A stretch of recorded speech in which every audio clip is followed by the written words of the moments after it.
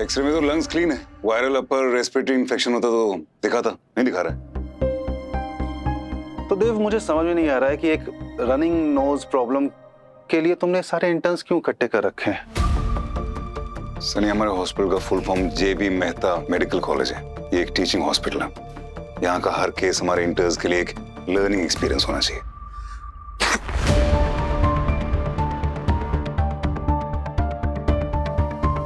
क्या हुआ क्या हुआ क्या हुआ?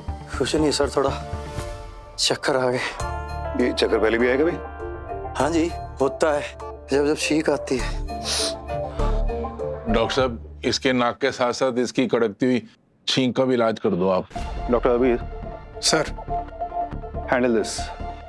HOMO में कोई सर्दी खांसी उसका भी इलाज थोड़ी ना करूंगा, देख लो। ओके सर, मैं देखता हूँ।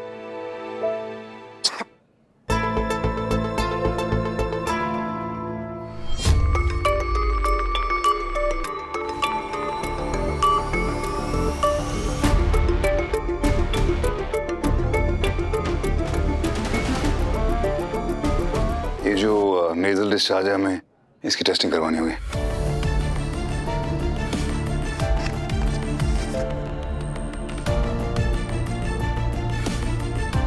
डॉक्टर रिजांशु, इसको लैब में देकर आइए और बोलना रूटीन टेस्ट, प्रॉपर कल्चर कराना है। Okay sir. हाँ जी, डॉक्टर साहब कब डिस्चार्ज कर रहे हो मने? आपकी रिपोर्ट आ चुकी है। आपका जो नेजल डिस्चार्ज है वो कॉमन कोल्ड नहीं है। सैंपल में B2 ट्रांसफेरिन है। ये एक ऐसा प्रोटीन है जो सेरेब्रोस्पाइनल फ्लूइड में पाया जाता है। यो के है, हमारी भाषा में समझाओ। जुकाम का कोई भारी वर्जन है के? डॉक्टर्स, आप प्लीज समझाएंगे? Yes sir. With the tiger. ये देखिए, हमारे दिमाग और हमारे स्पाइनल कॉर्ड के बीच ना एक पानी जैसा फ्लूइड बहता है, जिसे हम CSF यानी सेरेब्रोस्पाइनल फ्लूइड कहते हैं, जो किसी हेड इंजरी की वजह से या नेजल सर्जरी की वजह से या स्कल बेस डिफेक्ट या फिर ट्यूमर की वजह से और कभी कभी तो बिना किसी ऑब्वियस रीजन के स्कल बेस में एक छोटा सा क्रैक या होल हो जाता है, जिसकी वजह से दिमाग के आसपास का सारा CSF नोज के थ्रू बाहर आ जाता है। मुझे एक बात बताइए, नहीं रिसेंटली कोई हेड इंजरी हुई थी? हाँ जी, 1-2 हफ्ता पहले मैच में सामने वाले ने इसको एक जोर के पंच मार दिया था तो ये धराशायी हो गया था। 1 2 3।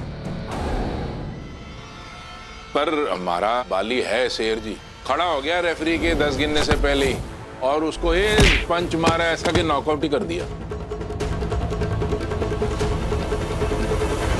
यो भी एक पॉइंट है जी, मैच जीतने के बाद ही वो स्टार्ट हुआ। दरअसल मैं मैच जीतने के बाद फलूदा खान चला गया था। मने लगा कि यो फलूदा से हुआ है, लेकिन यो तो कुछ और ही निकला।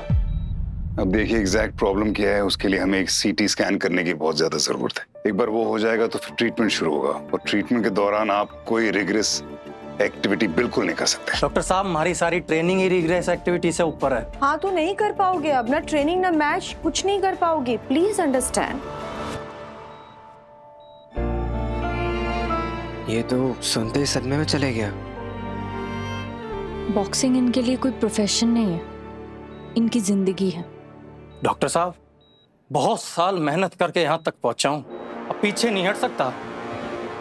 मने नहीं कराना कोई स्कैन।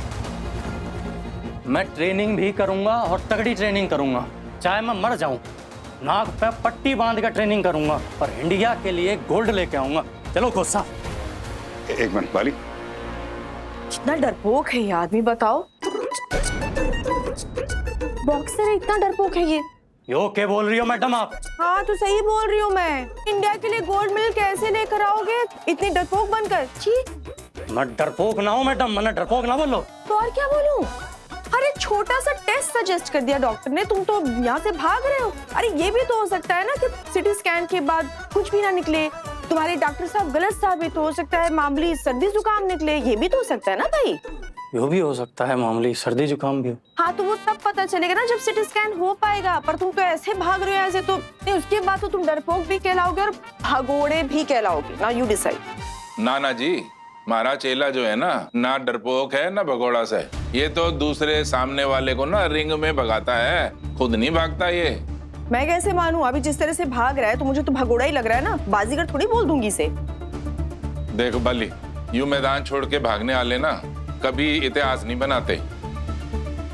तो बोल दे इनको करा लेगा वो सीटी स्कैन, बोल दे। करूंगा मैं कोच साहब, करूंगा।